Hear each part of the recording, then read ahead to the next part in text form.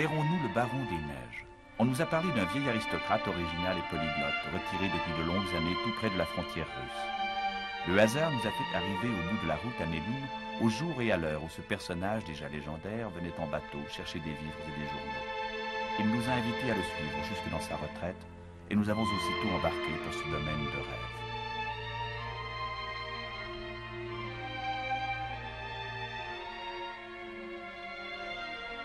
Il fallut naviguer ainsi une vingtaine de kilomètres sur l'immense lac aux 3000 îles, dont l'eau est toujours glacée, un lac dont les reflets à ce moment de l'année ne s'éteignent jamais.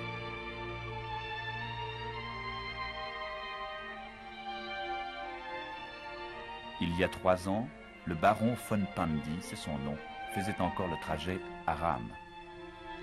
Il est né voici 64 ans en Transylvanie, aujourd'hui roumaine, d'un père psychiatre et hongrois et d'une mère finlandaise.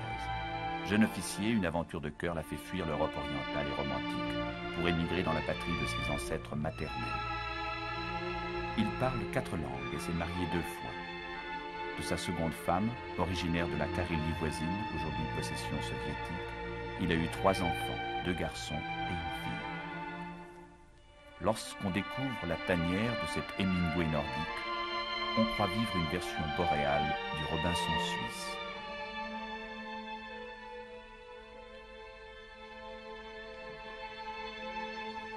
On s'éclaire et on se chauffe à la flamme. On boit l'eau du lac. Elle est si pure qu'on se passe de la filtrer. Cette simplicité est l'image du bonheur. À sa nouvelle patrie, le baron von Pandy ne reproche qu'une chose, la prohibition de l'alcool. Il cumule les talents de bûcheron, charpentier, maçon, ébéniste, chasseur, pêcheur, explorateur, guide pour safari à ski, horticulteur et j'en passe.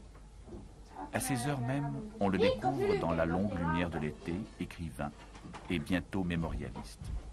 L'hiver, il quitte parfois sa retraite et sa famille le temps d'une tournée de conférences en Europe.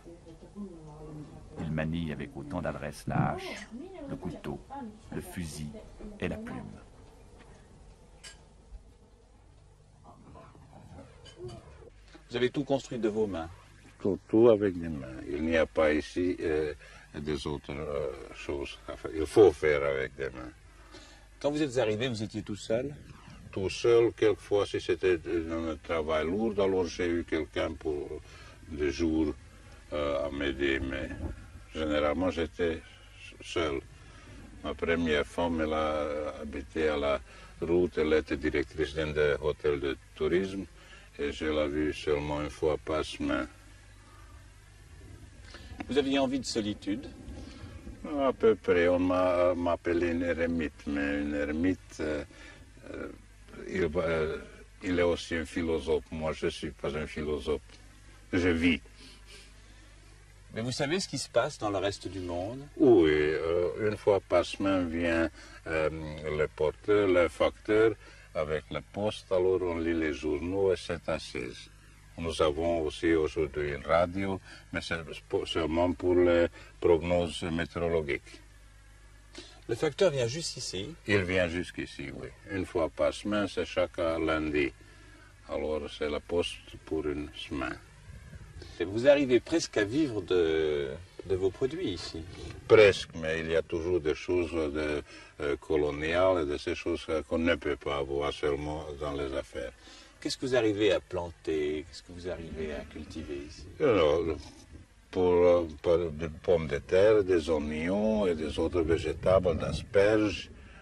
Comme ça, quelques ans, j'ai eu 6 différentes sauces de végétables. Des asperges? Des légumes, pas des asperges aussi. C'est incroyable, ça. Pourquoi? Il faut seulement essayer, alors ça va. La baronne von Pandy et son fils reviennent de la pêche. Aucun souci pour le menu. L'eau est si poissonneuse qu'il suffit de jeter ligne ou filet pour trouver son choix. Madame Robinson ne parle hélas que le finnois et c'est pour l'oreille latine l'un des idiomes les plus impénétrables de l'Europe. Impossible donc de la mettre en veine de confidence. Nous savons seulement qu'elle trouve notre sud encombré, agité, absolument invivable. Le confort, c'est pour elle de vivre au rythme de la nature et de ses sentiments, sans s'inquiéter de l'heure. Pour sa femme, le truculent baron a réussi à faire pousser dans son jardin au bout du monde, à 500 km au-delà du cercle polaire, rappelons-le, au milieu des carottes, des topinambours et des salsifis, quelques superbes roses. Il est poète à sa façon. Pour ses fils dont il pourrait être le grand-père, c'est un ami merveilleux. Il s'applique avec un humour mélangé de vieille Autriche et d'éternelle Écosse à faire de ces rejetons d'authentiques lapons. Il n'y a pas trace d'angoisse dans les personnages de cet étrange tableau. Le baron des neiges a réussi, semble-t-il, à trouver la paix.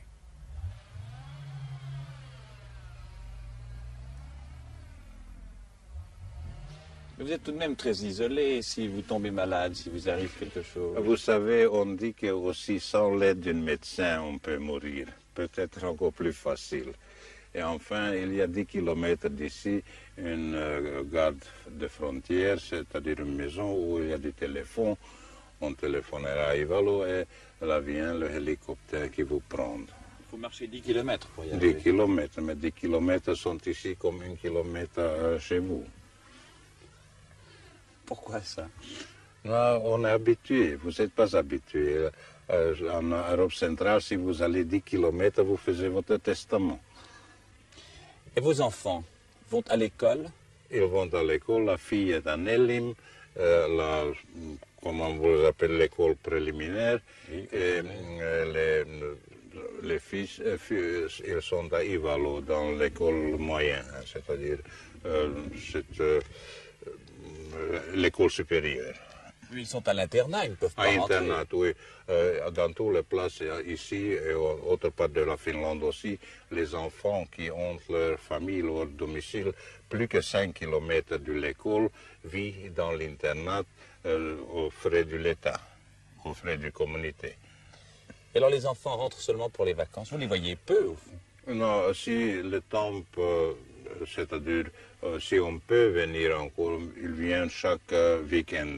Mais si pas, alors une fois par mois, hors à Noël, à Pâques. Mais Pâques n'est pas sûr parce qu'on ne sait pas comment les conditions du glace. Et autrement, il vient en hiver avec des skis et quelquefois avec des rennes. Aujourd'hui, quand j'ai une ski d'eau, ce sont des traîneaux en moteur, alors on veut les prendre et les apporter lundi matin pour prendre le bus de Nelima-Ivala. Est-ce qu'ils aiment vivre ici en été dans cette solitude? Oh, naturellement, si vous êtes 9 mois dans une chambre de travaux forcés, alors vous venez sur les vacances, c'est la liberté.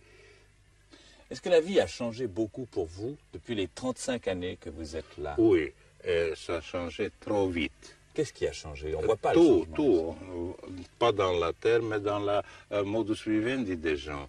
Quand je suis venu ici, on a encore vécu avec des rennes, avec ce que la nature a donné. Aujourd'hui, pas. Vous savez, vous avez vu les affaires à Ivalo, à Nelim, c'est la même chose comme chez vous. Les noms, comme vous connaissez, Nestlé, Knorr, se sont connus dans la Laponie aussi. Et vous regrettez ce changement? Non, je regrette. Je sais que c'est impossible de l'arrêter, mais ça va un peu trop vite.